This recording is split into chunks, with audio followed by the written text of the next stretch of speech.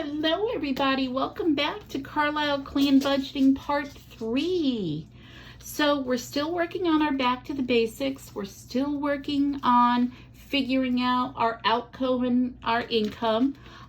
Remember in Part 1 we talked about writing down the 31 days and then just writing down the days that are due payments for the bills we know about. Our rent, Amazon, our internet, our water, our electric, Netflix, Hulu, Geico car insurance, our prescriptions, different things like that.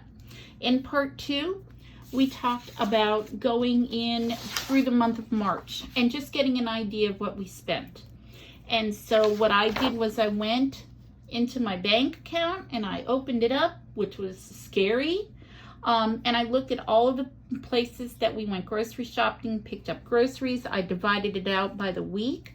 Did the same thing with our takeout, with coffee, and with gas. Those are our main outgo expenses from our account besides our debt and our bills.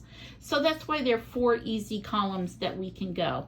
And I divided up all of that money that we spent into 4 so that they were broken up into the 4 weeks for the month of April. So with our food budget, I said I average $121 a week. With our takeout, $75 a week. With our gas, $60, and with coffee, $20. And these are just averages. This is not exact dollar amounts. We're not to the penny yet. We're not to the zero-based budget Dave Ramsey talks about. All we're trying to do is figure out where our money's going.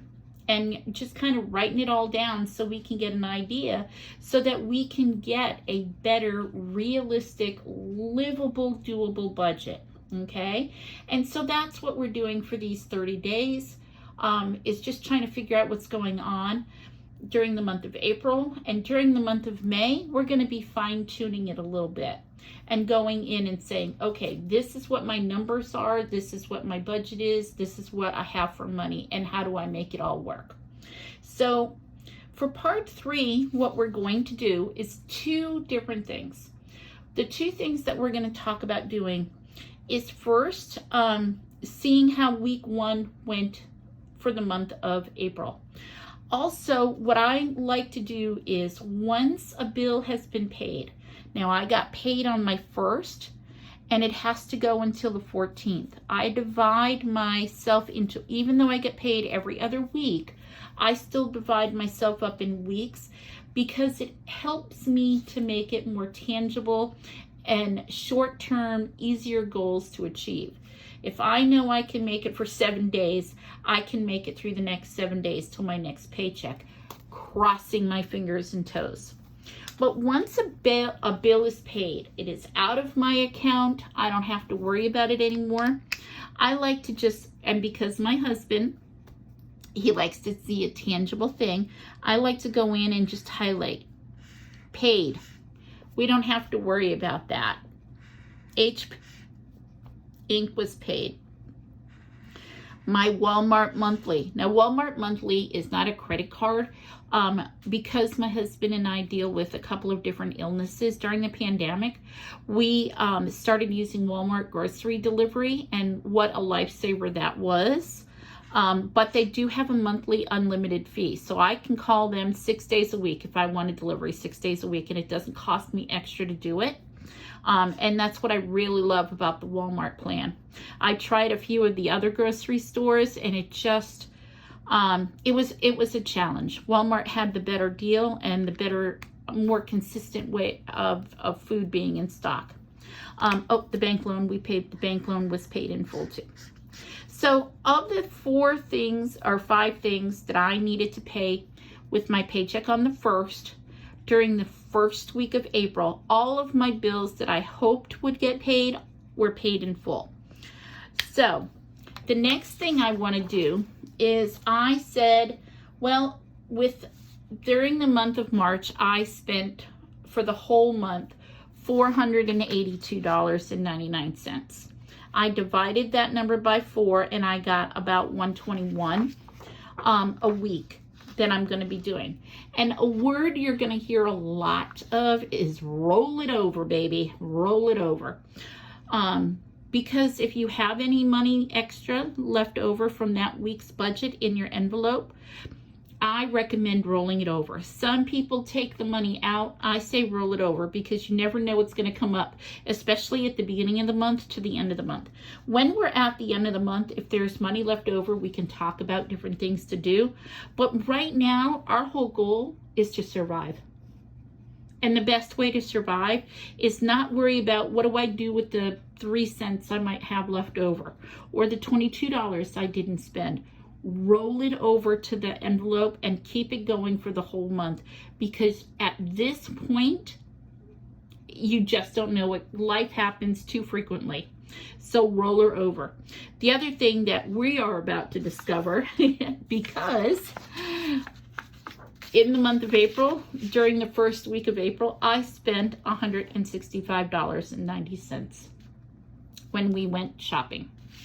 And so I had only budgeted $121. That means that $41 has to come back up in here. That's why, even though it's what's budgeted, and we're still using our debit card, I'm not taking money out of my cash envelopes yet and not setting up cash envelopes yet, because I'm still trying to figure this out. Now, I am going to start doing something with envelopes in just a minute, but I just want you to know that, yep, I blew it. I spent $165.90. That was my actual. Now, my takeout was good. We got Uber Eats one night, and I only spent $43.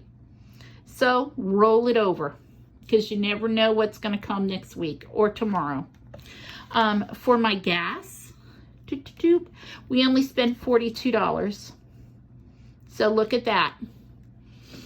And then coffee, my husband spent $19.35. So he's rolling it over, honey, because you never know what next week is going to bring. Okay? So this was our first week of April.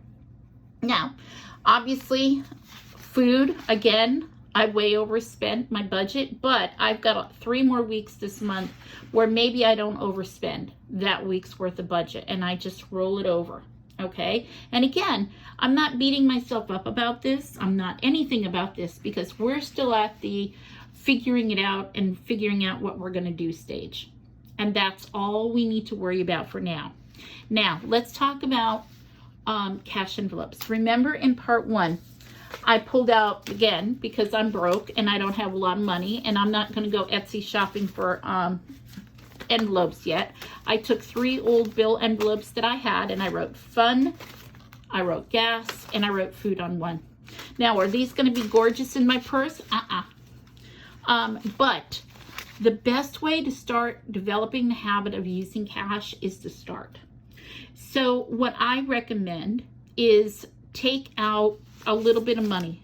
I am going to be taking out $20 for each envelope. So I'm going to put $20 in the food envelope and put it in my wallet. So when I go to the grocery store this week and I need milk, butter, whatever, I've got $20 in my food budget. I'm putting $20 in my gas budget because, yeah, gas has gone up. It went from $3.89 to $4.19 in the last week. So I'm going to need that extra gas money. And then fun, because if you don't give yourself something, if you don't plan on having fun, you're going to stress yourself out.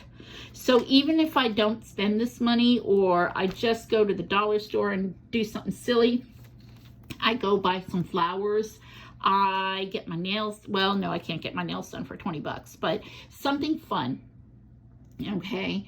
Just do something fun with it, or keep it and hoard it, because, you know, we nerds, we know how to hoard some money. But you just hold on to that $20 and save it in these envelopes. Keep it in your wallet. Keep the money small in your wallet for now. And just use this so when you go to the store, get gas, get some, you know, milk, butter, whatever this week, or whatever you need for your food budget. I'm saying keep it small because we have to start habits, and habits are so important, and it usually takes 21 days to develop a habit. And if we haven't been using cash before, we're so in the habit of whipping out that debit card, whipping out that credit card. Let's start whipping out our envelope with cash in it. Is it going to seem funny in the store in your purse? Absolutely. Is your husband going to think you're a little wacko because you're doing this? Or is your wife going to think you're a little wacko because you're saying, hey, here's 20 bucks, will you go get a gallon of milk? Probably, because it's something you haven't done before. But let's start small and start getting in the habit of doing that. All right, guys, that's week 1 in April. It's not too shabby. Remember, if you go over, don't beat yourself up about it, because at this point in step 1A in part 3, we're still figuring it out and where it's going and what we're doing with it. Have a great day, guys. Bye-bye.